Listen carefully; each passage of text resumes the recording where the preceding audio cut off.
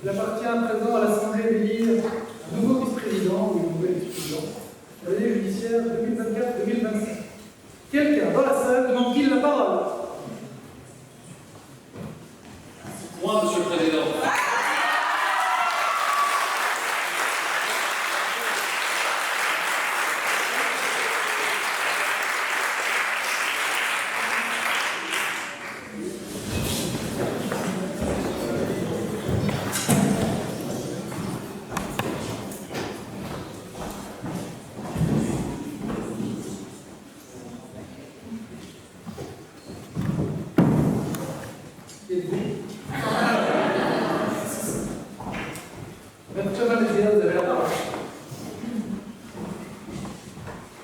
Tu es perdu, tu as souffert, tu es oppressé, que dis-je, tu es opprimé. 10 plaies se sont abattues sur toi. À l'horizon, du sable, à perte de vue. Peuple du jeune baron, tu attends l'élu, tu cherches la terre promise.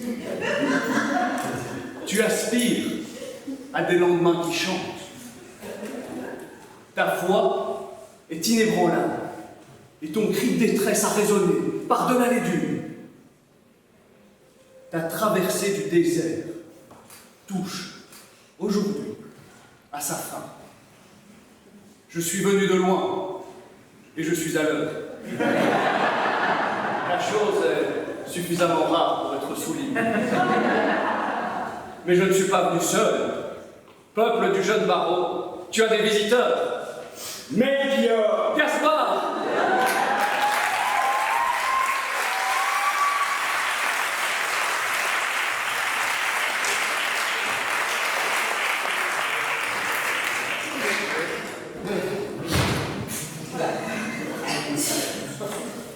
J'ai reçu ton parchemin, et il se murmure que ce serait le dernier. Ah, cette institution que je chéris depuis si longtemps est tombée entre tes mains, malsaine. Rendez-vous compte? On vous a convié à un tournoi de hockey, un lundi de Pâques. Quelle hérésie! Plusieurs fois, on a tenté de vous empoisonner. À la laiterie, à la brasserie signature, au Skyroll, au Baguera, et encore aujourd'hui, aux larmes d'usine. En même temps, avec un ODD chaud. Ça tombe toujours comme un cheveu dans la soupe. Les faits sont là, mon cher Gaspard. Le golf, Annulé, le tennis, déplacé, le concours palais-palais. trop esquevé. L'heure est grave. La conférence du jeune baron est en péril. Mais heureusement, nous ne sommes pas venus les mains vides.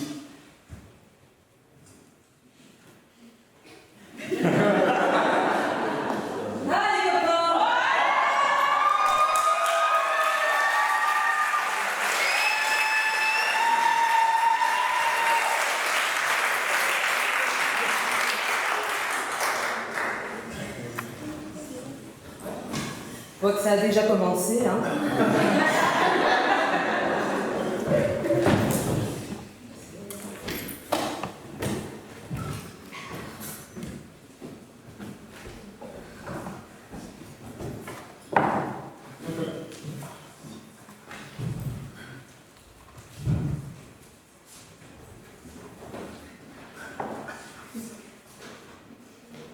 Bon, les amis, vous avez pensé aux affiches?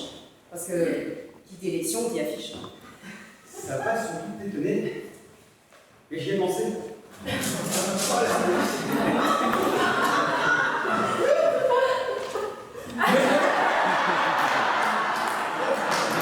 non, celui-là, on l'a déjà fait élire.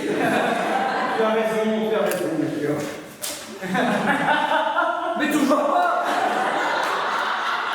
C'est Alexis Louban, c'est pour danser avec les stars. On ne peut vraiment pas compter sur vous.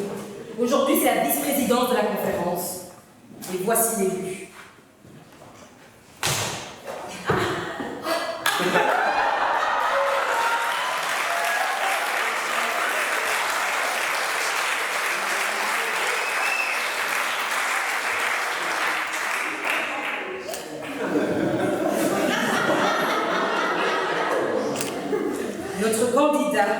est né il y a fort longtemps, dans un pays fort lointain. Retrouvé inopinément dans un panier dérivant sur un fleuve du bassin parisien, son nom s'impose comme une évidence. Il s'appellera Karim, ou Rinka en berbère, qui signifie « sauvé de la Seine ».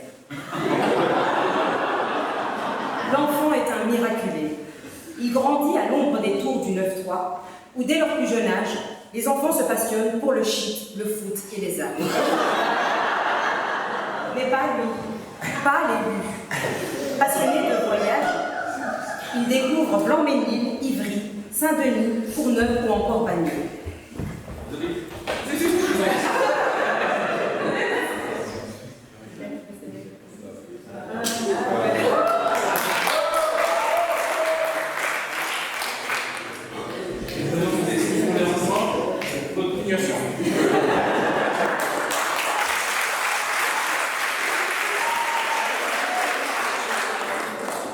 Passionné de voyage, je disais, notre élu découvre Blanc-Ménil, Ivry, Saint-Denis, Courneuve ou encore Bagneux.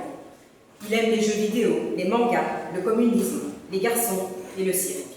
Il obtient son bac scientifique, option allemand, sur les recommandations de sa maman. Oh la maladie, mon fils. L'école allemand, il est là. C'est bien. Bref, la voie royale vers tout, sauf le droit. Alors qu'il cherche le droit chemin, une rencontre va bouleverser sa vie. L'élu, la vingtaine bien entamée, déambule dans le monde féerique de Disneyland Paris. Un ballon de Mickey dans une main, un churros dans l'autre. Au pied du château de la Belle au Bois dormant, il aperçoit celui qui a fait battre le cœur de la France en 98. Le seul, l'unique, son pharaon, Marcel de Sailly. Tel un renard des surfaces, l'élu s'approche de l'idole avec une seule idée en tête, lui faire dédicacer son ballon. Marcel de Sailly n'en fait rien. Il botte en touche, mais lui susurre à l'oreille. Tu seras défenseur, comme moi, mais défenseur de la justice. L'élu n'en fait qu'à sa tête. Il n'écoute pas la prophétie de Marcel et s'oriente vers des études de physique, chimie, mécanique, électronique. Un aller simple pour la NASA en somme. Alors qu'il vise la lune, le cri des siens résonne à nouveau en lui. Il sait que pour comprendre son peuple, il doit l'observer de plus près. Il décide d'aller à sa rencontre et enchaîner des petits boulots. Livreur de pizza, aide de devoir, pion dans un lycée saltimbanque, vendeur chez Castorama. Et comme changer nous fait avancer, il oublie la Lune et arrête ses études scientifiques. Nous sommes en 2006. Alors que Zidane perd la boule, notre candidat, lui, reprend ses esprits et s'inscrit enfin en fac. Il oublie vite les codes napoléoniens et il découvre les plaisirs de la vie étudiantine. 11h30, réveil matinal. 11h45, verre d'eau, premier d'affaire. Midi, Pythagoras. Midi 30, vomi, verre d'eau, deuxième d'affaire. 14h, saison 1 de Walker Texas Ranger. 17h, douche. 17h30, verre d'eau, troisième d'affaire. 18h, première pizza livrée. 22h, verre d'eau, quatrième et dernier d'affaire, parce que c'est maximum 4 par jour. 23h30, encas, pizza. Minuit, la fièvre du samedi soir, alors qu'on est probablement un mardi. Entre minuit et 4h, C'est dégueulasse.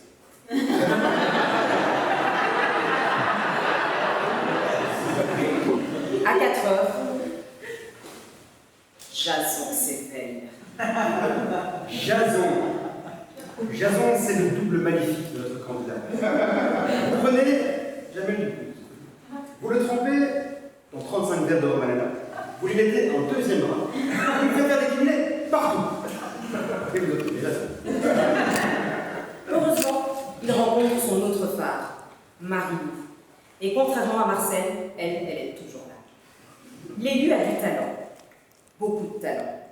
14 ans plus tard, un diplôme de juriste en poche, obtenu avec mention, il enchaîne les spécialisations. Master en urbanisme, master en environnement. On le surnomme le Greta Thunberg de la fac d'assaut. Rien ne lui résiste. mais il en faut toujours plus. Diplôme en poche, après une courte expérience parisienne, il décide d'aller plus haut, se rapprocher de l'avenir. Thalys, Ibis, avenue Foncenis, destination Bruxelles, la terre promise. Le coup de foudre est immédiat.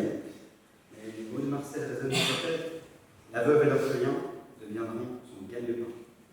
Il postule dans tous les cabinets d'analyse de la capitale. Un seul rêve. Maître Cayenne, il cherche une nouvelle secrétaire.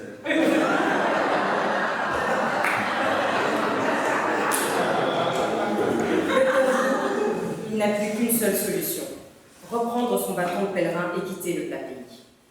Fonce-Nice, Ibis, Thalys, direction Paris. Mais, in extremis, il reçoit l'appel de maître Goffinet du cabinet d'Aldemois, qui lui dit Guten Tag, Herr Mon confrère Cayenne m'a transmis votre CV. Vous parlez allemand, ça m'intéresse. L'élu se souvient alors de la douce voix de sa maman. Voilà, dit mon fils. Apprends l'allemand, tu verras. Cela te servira un jour. Et ce jour est arrivé. Engagé chez Dahl de Wolf, il prête serment en novembre 2016. Il y traite les plus prestigieux dossiers de droit de la concurrence. Mais l'élu à la tête ailleurs, autodidacte, à la tombée de la nuit, après le traditionnel « Goodbye Marilou », il se plonge dans le précis de procédure pénale de Van der Wersch. Certains disent qu'il l'a rêvé si fort que les pages s'en souviennent. Sa décision est prise. Le droit de la concurrence en allemand, c'est fini. De toute manière, il n'en a jamais compris un mot. En novembre 2019, il voit les choses en grand. Et lui, avec l'eau, il décide de fonder un cabinet de niche avec un nom innovant. A.K.A. Lex. Aurélien, Karim, Anthony, plus Lex. Jamais vu. C'est un cabinet diversifié. Ils font Du droit pénal, Du droit pénal social, du droit pénal fiscal, du droit pénal international, du droit pénal environnemental, du droit pénal médical, du droit pénal arbitral, du droit pénal. Comme c'est un homme de défi, il présente au même moment sa candidature au jeune baron. Naturellement, il brigue le poste le plus prestigieux, celui de trésorier. Celui qu'occupait jadis Gandhi, Obama, Usain Bolt, Lassiat, Dahl, Lagner, Gillet, Archambault, moi-même, ou encore Metzger. Mais tu oublies Poutine, Mussolini, Pinochet, Pistorius, Cognition, Despontin. Bon, mais Victor, donnez-moi pour côté trop, que ce ne sont que des secrétaires. Notre candidat intègre donc la lignée royale. Son talent n'a pas d'égal. Il sait compter, mais il a aussi la plume acerbe et le verbe haut. Il a presque eu le prix d'Aix-en-Provence. Il a presque eu le prix Paris-Montréal. Il a presque eu le prix Marie-Eustasie, mais l'élu n'aime pas les prix.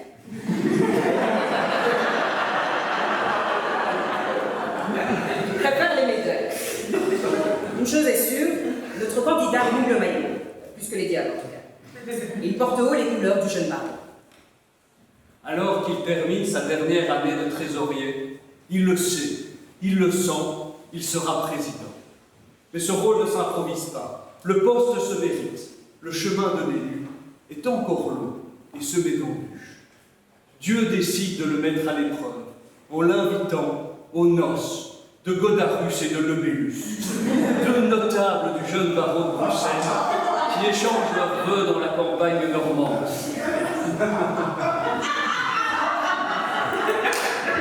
Parvenant à esquiver tous les pièges qui lui sont tendus durant le banquet, l'élu, devant se lever aux aurores, rallie sa cahute. Il y prépare méthodiquement sa malle, rangeant une à une ses précieuses tuniques avec la délicatesse et le soin qui le caractérise.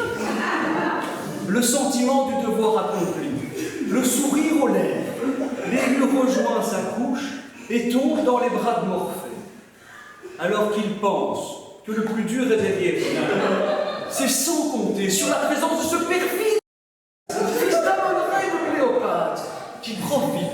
du sommeil de l'élu pour se livrer à la plus vile des infamies. Voyant la malle de l'élu entrouverte et les belles tuniques scintiller à la lumière de la pleine lune, s'approche à pas de loup, enlève sa corde, se défroque et asperge les tuniques d'un liquide impur. Le méfait accompli, le malotru nu comme un ver disparaît dans la nuit noire. Le soleil se lève. L'élu s'éveille. Il a encore des étoiles plein les yeux de la beauté des noces passées. Dans le plus simple appareil, il s'approche de sa malle, s'apprêtant à enfiler sa tunique de voyage. Contrairement à d'autres, l'élu a le nez fin. Et se rendant compte du saccage commis, ce temps ne fait qu'un tour.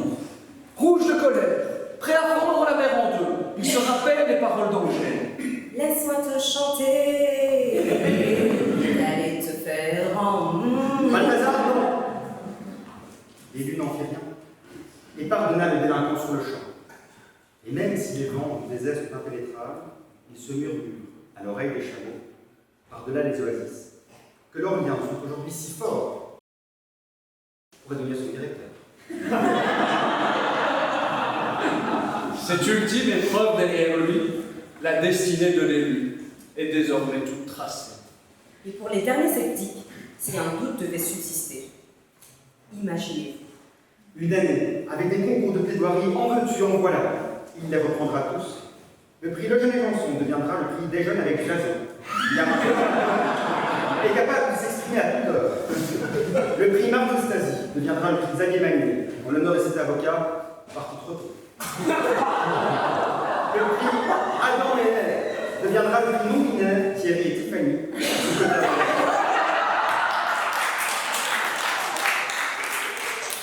Une année avec Uber sponsorisera tous les trajets dépassant 9 minutes. Parce que oui, notre candidat n'aime pas marcher.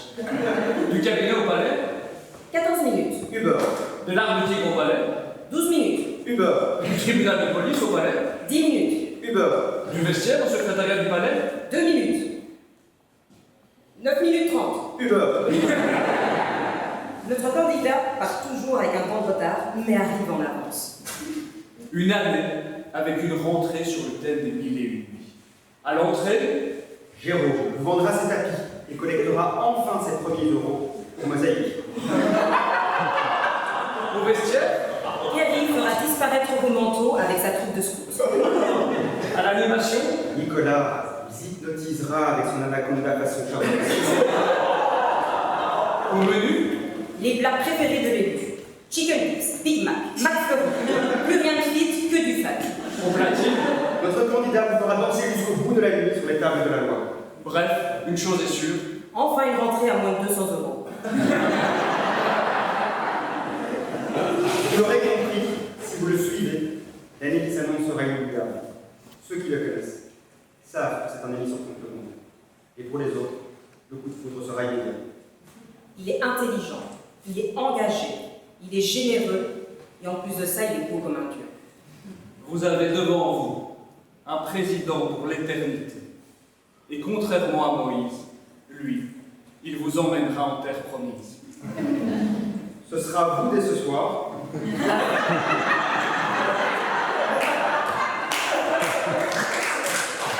À vous de le vouloir.